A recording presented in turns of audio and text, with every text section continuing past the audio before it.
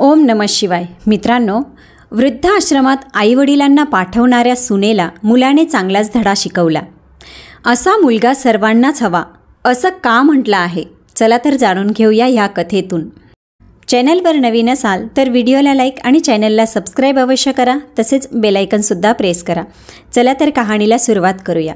रविवारचा दिवस होता म्हणून सगळे उशिरापर्यंत गाढ झोपेत होते व तिकडे किचनमध्ये थरथरत्या हाताने दीपकच्या आई म्हणजेच सुजाताबाईने मांडणीवरून ग्लास घेतला व माठातून पाणी घेतलं आणि मागे वळणार इतक्यात समोरून पळत येणाऱ्या गायूने आजीच्या पायांना मिठी मारली आणि आजीच्या थरथरणाऱ्या हातातून पाण्याने भरलेला ग्लास खाली पडून जोरात आवाज झाला.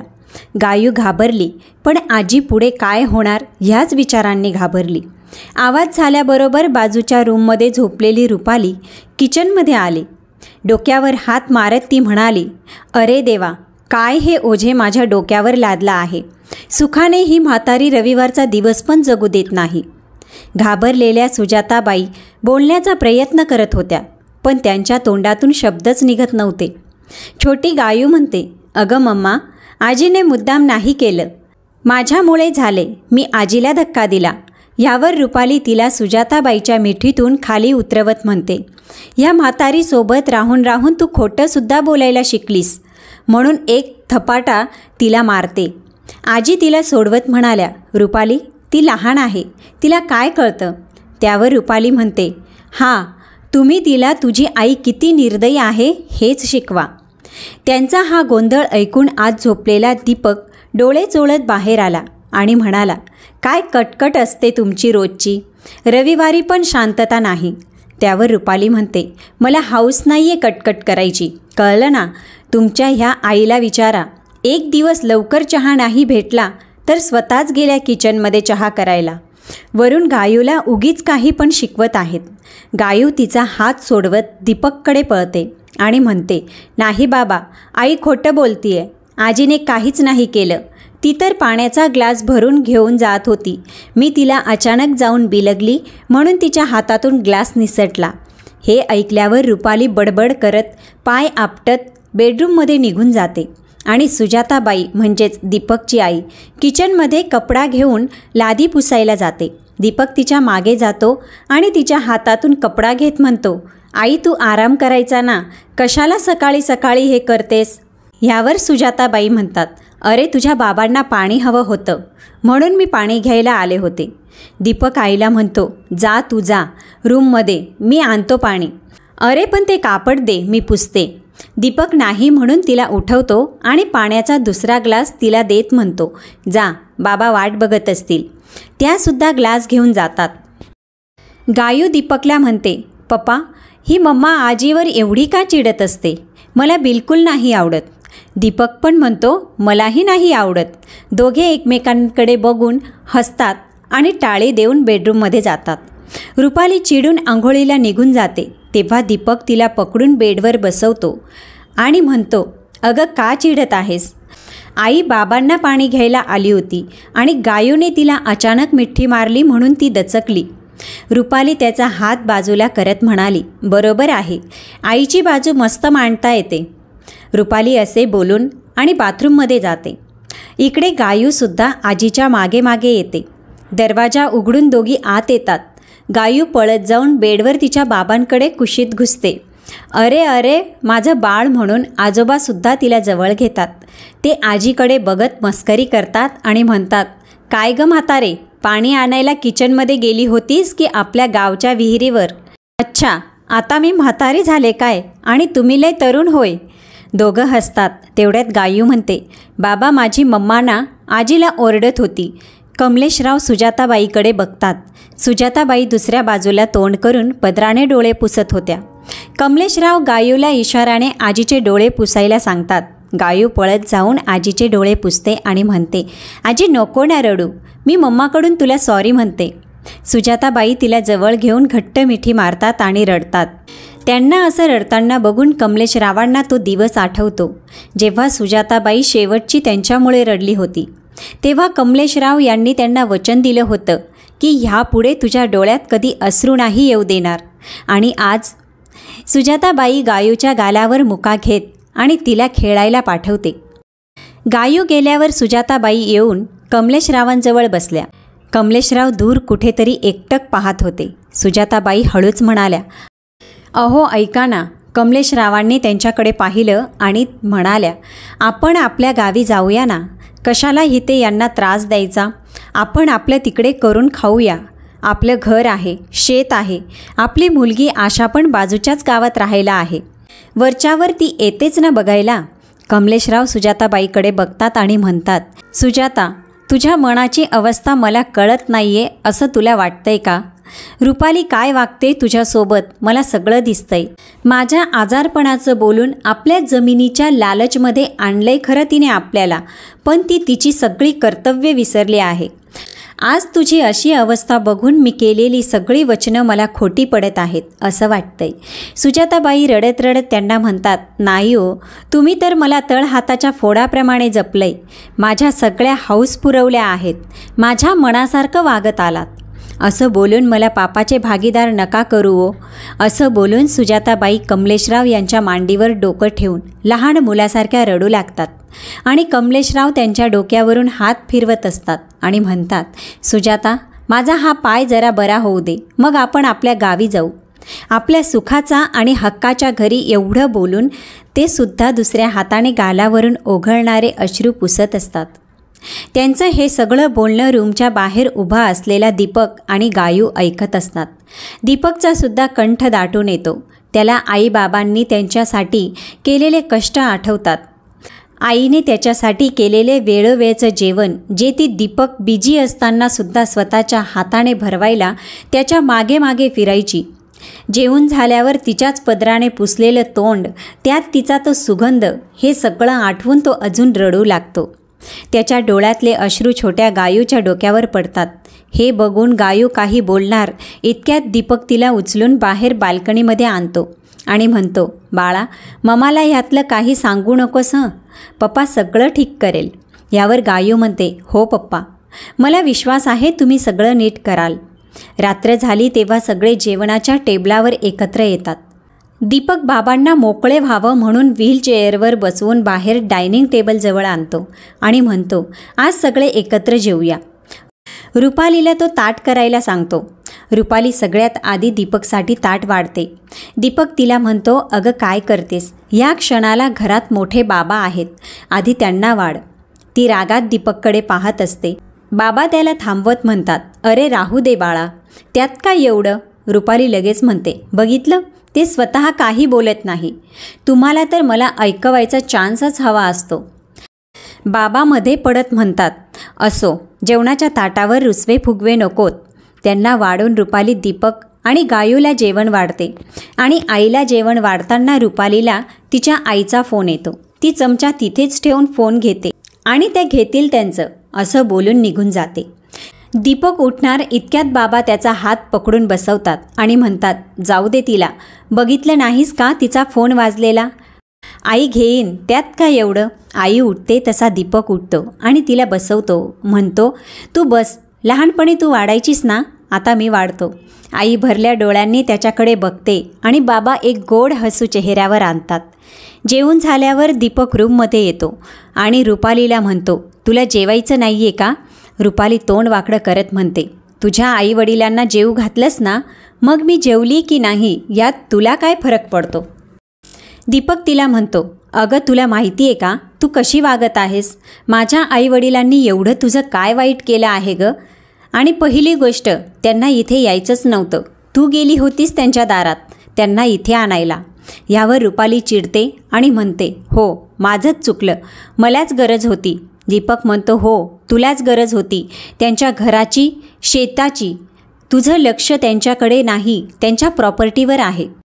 आता रुपालीचा पारा चढतो. ती सुद्धा आता उंच स्वरात बोलायला लागते. हो, मला हवं आहे ते भलं मोठं घर आणि ते शेत, सगळ्यावर तुमचा हक्क आहे.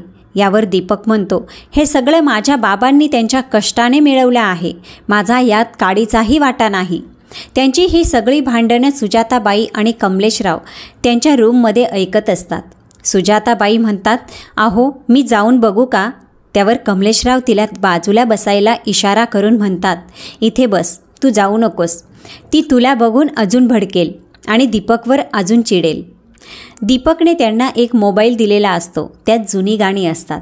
कमलेशराव एक हेडफोन सुजाताबाईंच्या कानात देतात आणि एक त्यांच्या कानात ठेवतात आणि गाणी ऐकत असतात. खूप छान गाणं चालू असतं. ते गाणं ऐकत ऐकत दोघे झोपून जातात. दुसऱ्या दिवसापासून रुपालीचं वागणं अजूनच विचित्र होऊन जातं. तिला आता कसंही करून दोघांना घराबाहेर काढायचं असतं. रोजरोजच्या तिच्या भांडणाला कंटाळून दीपकने आता जेवण बनवण्यासाठी एक बाई ठेवली आणि कपडे, भांडी आणि लादी पुसण्यासाठी दुसरी बाई ठेवली. त्या दोघीही खूप चांगल्या होत्या. इथे रुपाली सगळे प्रयत्न करत होती, पण दीपकमुळे ती जास्त काही करू शकत नव्हती. इथे बाबा पण आई आणि गायूच्या मदतीने स्वतःच उठायला, बसायला आणि थोडंफार चालायला लागले होते. अशाच एका दिवशी रुपालीला मैत्रिणीकडे लग्नाच्या कार्यक्रमासाठी जायचं असतं. ती शीला आणि रत्नाला सगळी दिवसभराची कामं आणि जेवण सांगून तयारी करायला तिच्या रूममध्ये गेली. तयारी करून ती दुपारीच कार्यक्रमासाठी निघून जाते. इथे शीला आणि रत्नासुद्धा सगळी कामं आवरून आईबाबांना जेवण देऊन त्यांच्याच रूममध्ये बसून गप्पा मारत असतात. त्या दोघींना आईबाबा त्यांच्या स्वतःच्या आईवडिलांसारखे वाटतात. आईबाबासुद्धा त्या दोघींवर माया करतात. बोलता बोलता संध्याकाळ कधी होते कळत नाही. दीपकसुद्धा गायूला शाळेतून घरी घेऊन आलेला असतो. तो शीलाला विचारतो, रुपाली अजून आली नाही का? ती नाही म्हणते. दीपक रूममध्ये फ्रेश व्हायला जातो आणि आई गायूला घेऊन तिला भरवायला बसते. रुपाली आत येत विचारते, दादा आला का? यावर ती हो, रूममध्ये आहेत असं सांगते. रुपाली म्हणते, तुम्ही दोघेही जायच्या आधी मला जरा चहा देऊन जा. रत्ना हो बोलून किचनमध्ये शीलाकडे जाते. रूममध्ये जाता जाता रुपाली आई आणि गायूकडे एक नजर टाकून पुढे निघून जातात. रूममध्ये आल्यावर ती बॅग वगैरे ठेवून बेडवर आडवी होते. ती लोळतच असते. तिचं लक्ष समोर तिच्या ड्रेसिंग टेबलवर जातं. तिथे तिचा ज्वेलरी बॉक्स उघडाच असतो. त्यात कानातले असतात, पण नेकलेस गायब असतो. ती अचानक उठते. इथे तिथे शोधू लागते. पूर्ण बेडरूम उलटपालट करून टाकते, पण नेकलेस मिळत नाही. दीपक बाथरूममधून बाहेर येतं तर रूमची अवस्था पाहून रुपालीला आश्चर्याने बघून म्हणतो, काय गं, ही काय अवस्था केली आहेस तू रूमची? ती त्याला तो बॉक्स दाखवत म्हणते, हे बघ, ह्यातला नेकलेस गायब आहे. तो तिला म्हणतो, अगं पण तुझ्याशिवाय आपल्या रूममध्ये कोणी येत पण नाही, तर तुझ्या ज्वेलरीला हात लावणं तर लांबचंच राहिलं. ती दीपककडे रागाने बघत म्हणते, आपण दोघंही घरात नसताना त्या दोघी तर येऊ शकत नाही, पण तुझी आई तर येऊ शकते ना. दीपक रागाने तिच्यावर चिडत म्हणतो, तू माझ्या आईवर बोट उचलत आहेस? त्यावर रुपाली म्हणते, हो, कारण त्या दोघी तर रूममध्ये येऊ शकत नाही, कारण त्या फक्त आपल्या सर्वंट आहेत. पण तुझी आई कुठेही येऊ जाऊ शकते. ती रूममधून तो बॉक्स घेऊन बाहेर जात असते. तोच दीपक तिला मागे खेचून एक जोरदार तिच्या कानाखाली मारतो. रुपाली म्हणते, तुझी हिंमत कशी झाली? गालावर हात ठेवून तू बघच आता, म्हणून बाहेर निघून जाते. दीपकला कळून चुकतं की आता काहीतरी मोठा तमाशा होणार आहे. तो फटाफट कपडे घालून रूमच्या बाहेर येतो. समोर टेबलवर आई गायूला घेऊन तिचा अभ्यास घेत असते. रुपाली सरळ येऊन त्यांच्यासमोर तो बॉक्स ठेवते आणि विचारते, यातला माझा नेकलेस कुठं आहे? आईला तिचं बोलणं आधी काही कळत नाही. त्या रुपालीला विचारतात, तू मला विचारतेस? रुपाली म्हणते, तुमच्याशिवाय अजून दुसरं कोणी दिसतंय का तुम्हाला? आई म्हणते, अगं तुझा नेकलेस मला कसा माहिती असेल? तेवढ्यात शीला आणि रत्नासुद्धा आवाज ऐकून बाहेर येतात. दीपक पुढे येऊन तिला थांबवतो आणि म्हणतो, बाहेरच्या लोकांसमोर तमाशा करू नकोस रुपाली. ती म्हणते, तमाशा मी करते? माझ्यावर हात उचलताना नाही कळलं का तुला? आई ह्यावर दीपकला म्हणते, दीपक काय हे, तू रुपालीवर हात उचललास? दीपक काही बोलायच्या आतच रुपाली टाळ्या वाजवत म्हणते, वा, खूप छान. आधी तर माझ्या मुलीला स्वतःच्या बाजूने केलं आणि आता माझ्या नवऱ्याला. म्हणूनच मला सगळ्यात जास्त तुमची चीड येते. बाबा बाहेर येऊन हे सगळं तिचं बोलणं गपचूप ऐकत असतात. गायू आईला पकडून उभी असते. दीपक शीला आणि रत्नाला विचारतो, तुम्ही दोघींनी ताईचा नेकलेस पाहिला आहे का? यावर दोघी नाही म्हणतात. आम्ही तर तुमच्या रूमजवळ पण नाही गेलो, कारण ताईने आम्हाला अगोदरच आजची सगळी कामं सांगून टाकली होती. रुपाली म्हणते, बघितलंस, म्हणजे फक्त आईच उरतात घरात, कारण बाबा तर उठून जाऊ शकत नाही ना. आई रडत रडत दीपककडे जाते आणि म्हणते, दीपक, तुझी शपथ, मला नाही माहिती बाळा, मी तर बघितला पण नाही तिचा नेकलेस.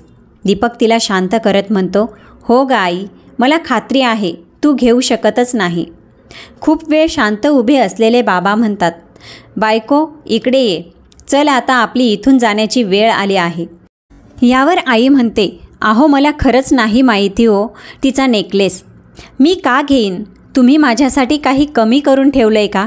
बाबा तिला सांभाळत म्हणतात, गोष्ट आता ती नाही राहिली, आता गोष्ट तुझ्या सन्मानाची आहे, म्हणून सांगतो, चला आता इथून.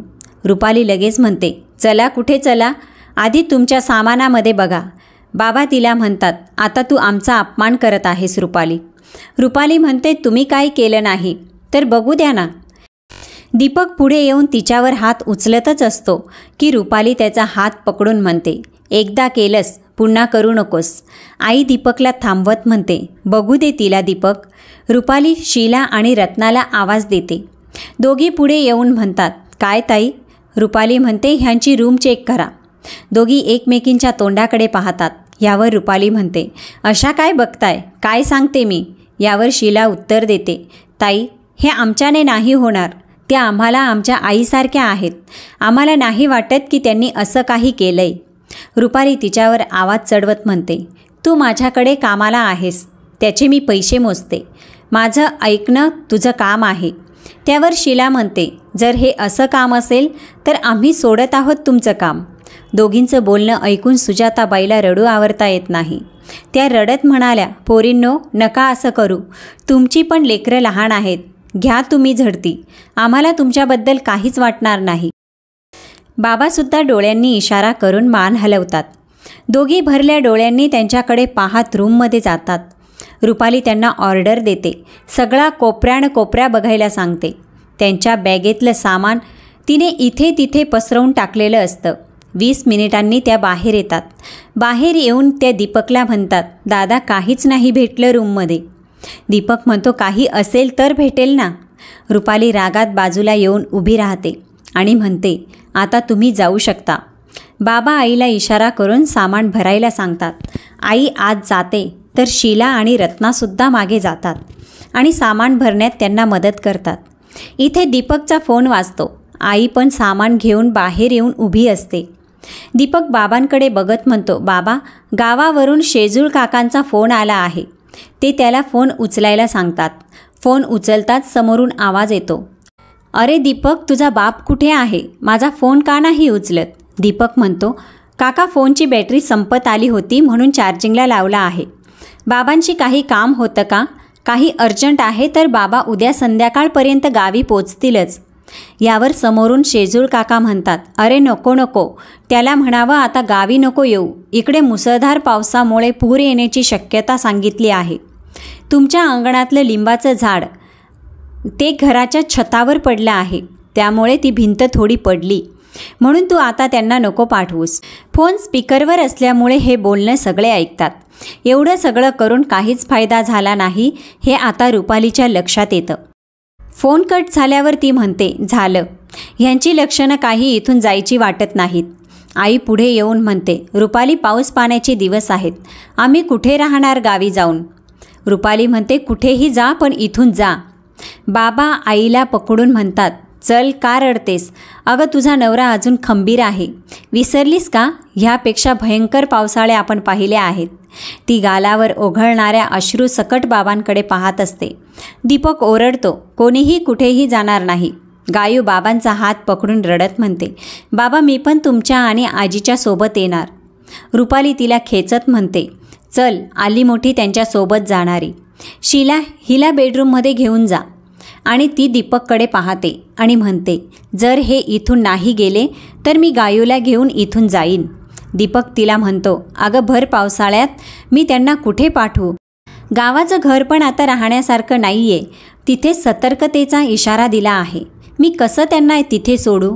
अगं जरा तरी माणुसकी दाखव. ती म्हणते, ठीक आहे, मी पण दाखवते, मग यांना पण सांग माणुसकी दाखवायला. दीपक म्हणतो, म्हणजे काय? ती म्हणते, गावचं घर माझ्या आणि शेत तुझ्या नावावर करायला सांग. सगळे शॉक होऊन तिच्याकडे पाहू लागतात. दीपक म्हणतो, लालची बाई, अगं किती लालची आहेस तू. त्यावर ती म्हणते, हो आहे मी. बाबा दीपकला म्हणतात, दीपक राहू दे, आम्ही येतो, तू काळजी नको करूस. अरे तुझा बाप खंबीर आहे. दीपक त्याच्या पायाशी पडून रडू लागतो. तसाच उठतो आणि रुपालीला म्हणतो, अगं तू निघ आत्ताच्या आत्ता ह्या घरातून. आई त्याला अडवते तर रुपाली त्यांच्यावर भडकत म्हणते, मिळालं तुम्हाला समाधान? हेच हवं होतं ना. माझ्या नवऱ्याने मला मारावं, आमच्यात भांडणं व्हावीत. खुश रहा आता. आई दीपकला म्हणते, दीपक बाळा बघ, माझ्या डोक्यावर अजून एक आरोप आलाय. तुला वाटतंय का तुझ्या आईने अजून काही ऐकावं? नाही ग आई, दीपक म्हणतो. मग जाऊ दे आम्हाला. अगं आई, पण तुम्ही या वेळेला जाणार कुठे? गावचं घर आता पुन्हा बनवावं लागेल. तुम्ही तेवढे दिवस राहणार कुठं? बरं ते पण जाऊ दे. काका काय बोलले माहिती आहे ना, गावात पुराची स्थिती निर्माण झाली आहे. अशात मी स्वतः तुम्हाला तिकडे तर मुळीच जाऊ देणार नाही. शीला आणि रत्ना म्हणतात, आई बाबा तुम्ही आमच्या घरी चला. घर छोटं आहे पण होईल सगळं मॅनेज. आई बाबा आणि दीपक त्या दोघींकडे खूप मायेने पाहतात. आई त्यांच्या डोक्यावरून हात फिरवत म्हणते, पोरींनो एवढं बोललात तेवढंच खूप आहे. त्या दोघी म्हणतात, पण तुम्ही जाणार कुठे एवढ्या रात्री?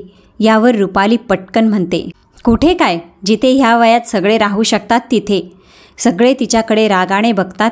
ती पटकन बोलून जाते, वृद्धाश्रमात. दीपक तिच्या अजून एक कानाखाली लावतो. ती रागात गाल पकडून निघून जाते.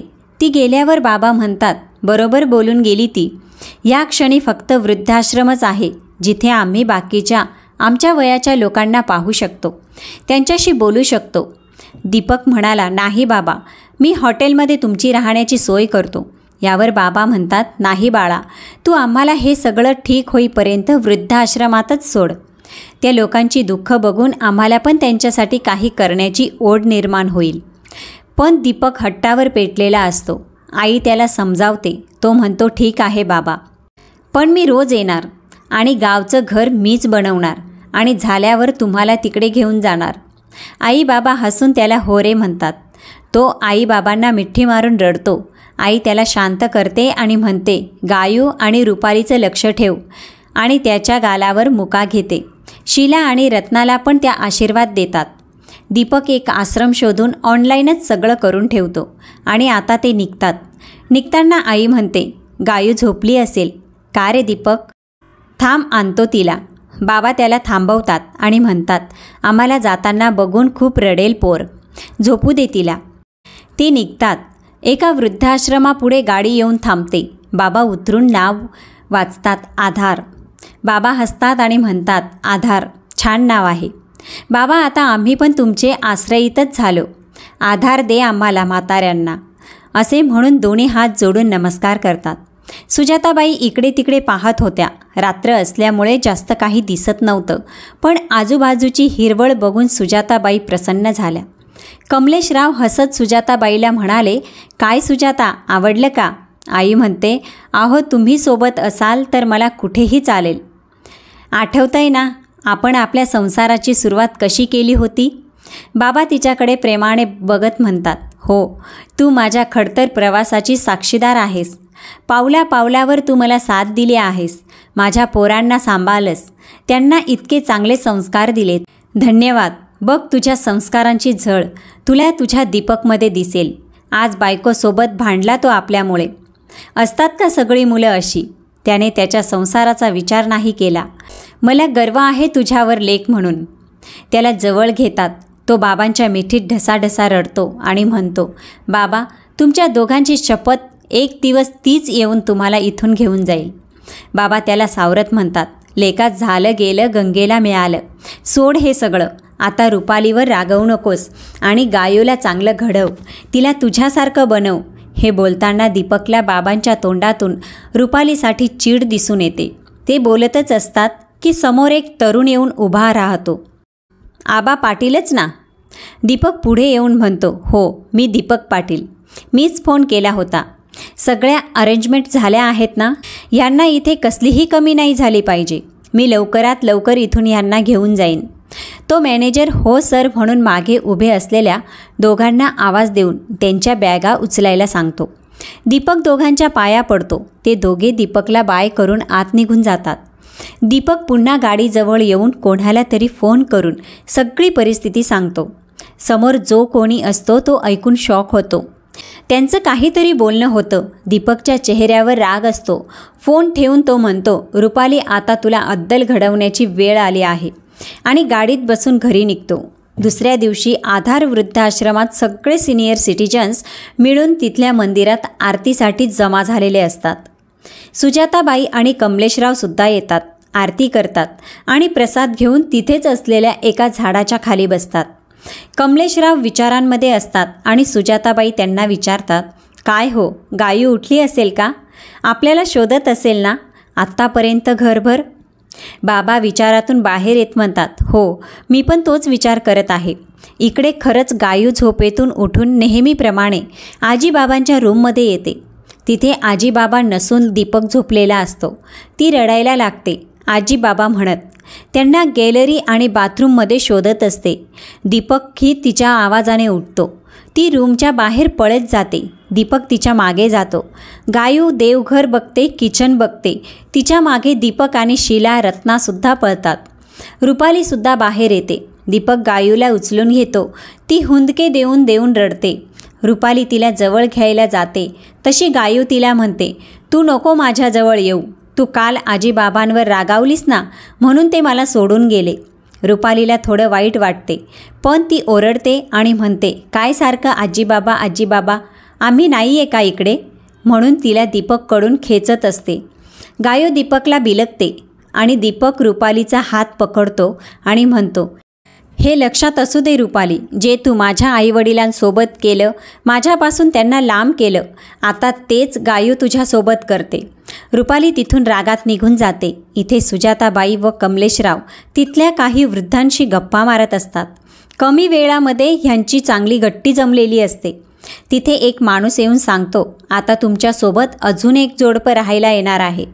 तिथे एक सगळ्यात वयस्कर आजी असते. ती म्हणते, काय पोरा आहेत, रोज कोणी ना कोणी आपल्या आईवडिलांना सोडून जातं. ते जोडपं पुढे येतं. आईबाबांना त्यांना पाहून आश्चर्याचा धक्का बसतो. कमलेशराव पुढे जाऊन त्यांना हँडशेक करतात आणि सुजाताबाईसुद्धा त्यांच्या पत्नीला जवळ घेऊन बसतात. हे दुसरे तिसरे कोणी नसून रुपालीचेच आईवडील होते. रुपालीच्या घरून अजूनही तिला हे कळलं नव्हतं की तिच्या भावाने तिच्या आईवडिलांना वृद्धाश्रमात पाठवलं आहे. फोन केल्यावर तो हेच बोलायचा की दोघं आता देवदर्शनाला गेले आहेत. इकडे दीपकने रुपालीशी बोलणे खूप कमी केले. तो त्याच्या रूममध्ये न झोपता आईबाबांच्या रूममध्ये झोपायचा. इकडे आईबाबा पण खुशीत होते. त्यांना तिथं नवीन मित्रमैत्रिणी भेटल्या होत्या. रुपालीच्या आईने दीपकच्या आईवडिलांची माफी मागितली. त्यांना वाईट वाटत होतं की त्यांनी रुपालीच्या आयुष्यात विष कालवलं. त्यांची शिक्षा आज तिच्या मुलाने त्या दोघांना घरातून काढून दिली होती. गावी पूर ओसरून गेला होता. दीपकने घर पूर्णपणे तयार केलं. तिथे जाऊन तो सगळं बघू शकत नव्हता, पण त्याच्या बहिणीचा नवरा आणि त्याच्या बाबांचे मित्र तिथे सगळं लक्ष देत होते. आज गायूचा वाढदिवस होता. सकाळीच रुपालीने तिचे औक्षण केले आणि तिला एक गिफ्ट दिलं, ज्यात गोल्ड चेन होती. गायूला तिचं गिफ्ट तितकं नाही आवडलं, म्हणून तिने घेऊन साईडला ठेवून दिलं. रुपाली म्हणाली, असं नाही ठेवायचं बाळा, हरवेल ते गोल्ड आहे. यावर गायू म्हणते, तुझ्यासारखं ना? रुपाली तिला रागात बघते तर गायू म्हणते, हो, तू पण तर तुझा गोल्डचा नेकलेस असाच कुठेतरी ठेवलास आणि आजीवर चोरीचा आळ लावलास. रुपाली म्हणते, हे बघ, चांगल्या दिवशी का त्यांचं नाव घेतेस? जगू दे त्यांना त्यांचं आयुष्य. इतक्यात दीपक येतो. तो गायूला विश करतो आणि म्हणतो, काय हवं आहे माझ्या प्रिन्सेसला? ती म्हणते, मागेन ते देणार का पप्पा? तो म्हणतो, मागून तर बघ माझ्या राजा. गायू म्हणते, मला आजीबाबांना भेटायचं आहे. बस इतकंच? चला मग आज तुझा वाढदिवस आपण त्यांच्यासोबतच साजरा करू. गायू आनंदाने उड्या मारते. शीला आणि रत्नासुद्धा म्हणतात, दादा आम्हाला पण आईबाबांना भेटायचं आहे. तो म्हणतो, तुम्ही दोघी पण आवरून घ्या, आपण 6 वाजता निघूयात. रुपाली म्हणते, काही गरज नाही आहे, मी संध्याकाळी मस्त पार्टी ठेवली आहे. गायू म्हणते, मला नाही करायची तुझी पार्टी बिर्टी. दीपकसुद्धा म्हणतो, तुला यायचं असेल तर ये, नाही तर तुझी पार्टी तूच एन्जॉय कर. एवढं बोलून तो गायूला घेऊन केक आणायला जातो. संध्याकाळी वृद्धाश्रमात जेवण, गायूचा केक वगैरे सगळं तो ऑर्डर करून तिथेच आणायला सांगतो. आणि तिथल्या बाकीच्या आईबाबांच्या मित्रांना कपडे एवढं सगळं शॉपिंग करून तो घरी येतो. शीला आणि रत्ना रेडी असतात. समोर रुपालीसुद्धा चांगला ड्रेस घालून तयार असते. दीपक शीलाच्या हातात गायूचा ड्रेस देतो आणि तिला तयार करून घ्यायला सांगतो. तोही कपडे बदलण्यासाठी रूममध्ये जातो. सगळे तयार होऊन वृद्धाश्रमामध्ये जाण्यासाठी निघतात. तिथे पोहोचल्यावर गाडीचा दरवाजा उघडल्या उघडल्या गायू पळत आत जाते आणि आजी बाबा म्हणून जोरजोरात हाक मारते.